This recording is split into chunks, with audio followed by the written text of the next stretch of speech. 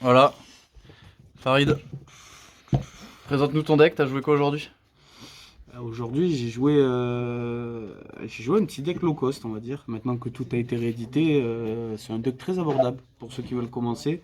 Bon, un peu compliqué à prendre en main parce qu'il y a beaucoup de choses à faire avec, mais pour ceux qui n'ont pas forcément les moyens de jouer tir ou de jouer sprite, le deck fait le café. Aujourd'hui, j'ai pas mal arraché la tête à certains tirs et à des sprites, donc il est toujours là, tranquille. Donc J'en dirais pas plus. je joue Sword Soul. Je gagne le local avec, hein, donc j'affronte première round, j'affronte un Branded tir. Deuxième round, j'affronte un Branded pur, du moins pur avec les bestiales quoi et l'Ubellion. Deuxième round, j'affronte un tir pur, du moins avec les Shizu bien sûr, et dernière round, j'affronte Flo qui est derrière la cam avec son petit sprite bestial. Donc voilà, après on a joué du mieux qu'on a pu, c'est passé, et tranquille. Donc on s'est dit que pourquoi pas vous présenter ce deck là, étant donné que tout a été réédité et que le deck maintenant ne vaut plus si cher que ça. Je pense que c'est un deck qui est largement plus abordable. Bon, il y a certaines choses qui sont chères dedans, mais du coup je vous parlerai de comment les remplacer ou de ce qu'on peut mettre à la place, mais tranquille. Donc pour commencer, alors en Sorceau on jouait 3 Moyés, 3 Longwan, 2 Taya. Pour les sorts soul, c'est tout. Du moins les noms en tout cas. Après, on jouait 3 éclairs. Éclairs aujourd'hui, elle a carry de ouf. Trop forte la carte. Et sur les ratios sort soul en eux-mêmes, pas besoin de changer les ratios. Je trouve que c'est très bien comme ça. Même si des fois, le petit pot de désir il me bannit les deux taillas. Donc ça fait un peu chier, mais on fait avec. On arrive à se débrouiller. Donc ça, c'était pour les names. Les names sort soul. Hop. Du coup, ensuite, pour les Tani, du coup, on jouait 3 Shuna, 3 Dara, 3 Vishuda. Et pas de Shtana ou de Mapara, parce que en fait, je jouais d'autres trucs qui étaient beaucoup plus forts. Et Shtana, à l'heure actuelle, c'est rare qu'on peut la résoudre. Et Mapura, je trouve que la carte n'est pas assez forte, en vrai. Donc, elle est très situationnelle, donc j'ai préféré la cut. Et ce ratio-là, franchement, il a bien carré. Il n'y a pas besoin de le changer, je trouve. Du coup, ensuite, on passe directement aux magies. Hein.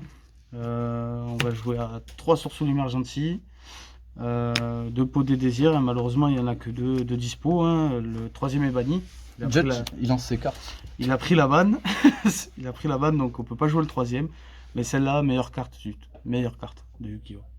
Tous ceux qui me diront le contraire, vous êtes des sorciers. Vous êtes des fous. Bannir 10 dans ce deck-là, c'est insane. Et du coup, après, on joue la petite piège blackout hein, pour pas changer.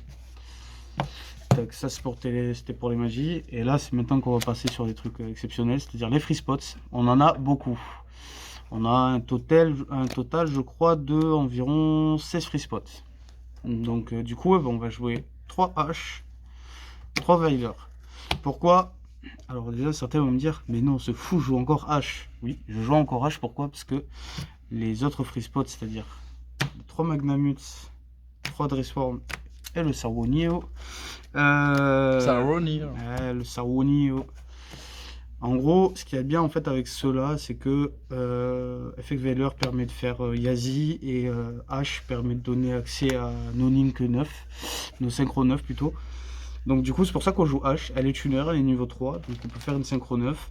Et le petit Effect Veiler en fait il est niveau 1, donc on peut faire un petit Yazi qui va après spell les moyer. Donc en soi ça se synergise assez bien. Et ensuite pour les 3 derniers free spots on va jouer Droplet. Pourquoi Droplet? Parce qu'en vrai quand tu discardes 3 et que tu négates 3 mots sur le terrain qui peuvent pas répondre, le mec a le seum et toi derrière t'as de quoi avoir le TK facilement. Pour faire Vous en avez l'expérience, hein. Ah, il en a fait l'expérience, il se l'est bouffé 2 fois d'affilée.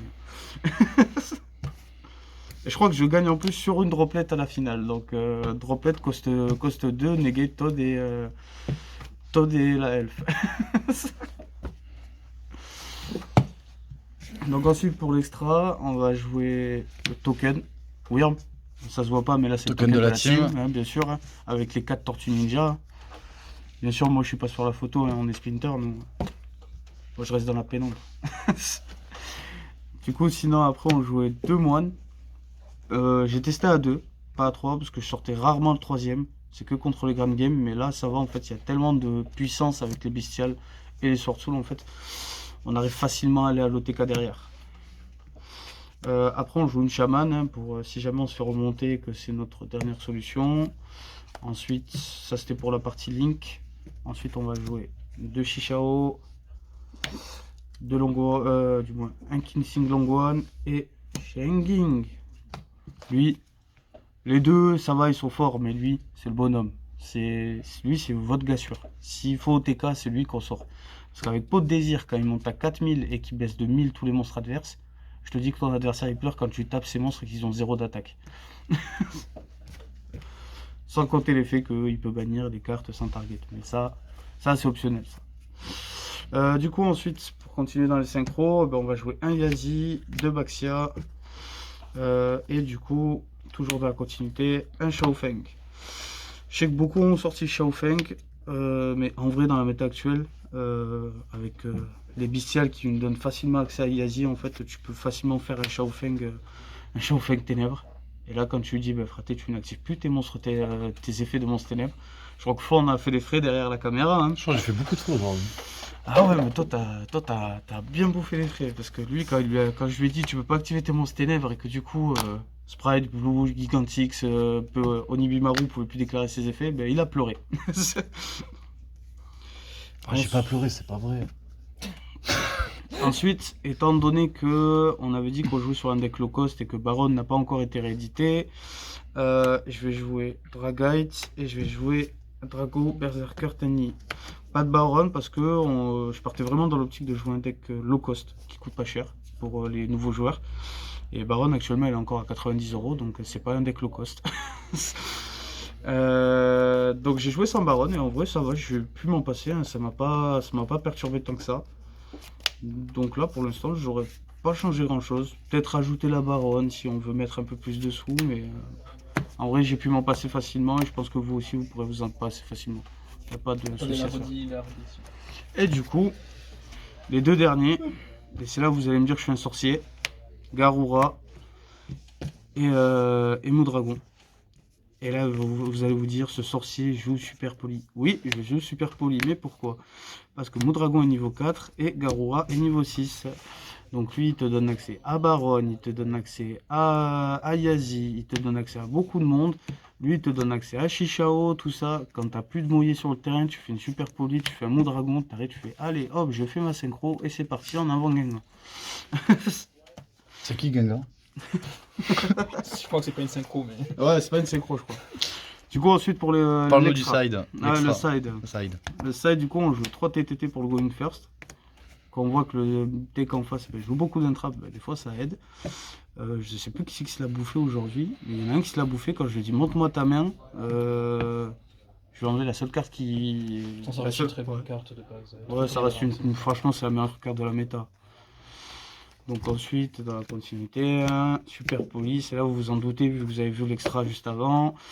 Pourquoi la super poli? Parce qu'en vrai, elle donne des bodies. Et là, un body 6, un body 4, on s'en passe pas, ça fait 5 ans. Ouais. Du coup, ensuite, 3 Twin Twister. J'ai pas les orages foudroyants, l'autre derrière, il va dire que je suis un pauvre. Et pourtant, je l'ai battu avec mon deck de pauvre. Donc c'est pour vous dire à quel point on peut gagner avec un deck low cost. Là, il a la haine derrière la cam, mais il vous le montre pas. Ensuite, on jouait 3 Evenly Match. Evenly Match, elle a carry de ouf aussi, pareil. Et pour renforcer le going first, le pot qui sourit, anti-parfum. Et lui, il a fait son taf. Parce que Dark Ruler, TTT, tout ça, allez, ça passe aux oubliettes, on n'en parle plus. Et puis voilà. Ouais, merci Fafa, un dernier mot. Un mot. Avec du low cost, vous pouvez tuer tout le monde. Hein. C'est pas. Et en plus, le deck est très fort. Donc, je fais dédicace à la team. Je remercie GuaJeux pour le tournoi, hein, bien sûr. Sans eux, on n'aurait pas pu le faire. Et puis, ça, du moins. Je passe le bonjour à tous les Toulousains et à tous les membres de la team. Ciao!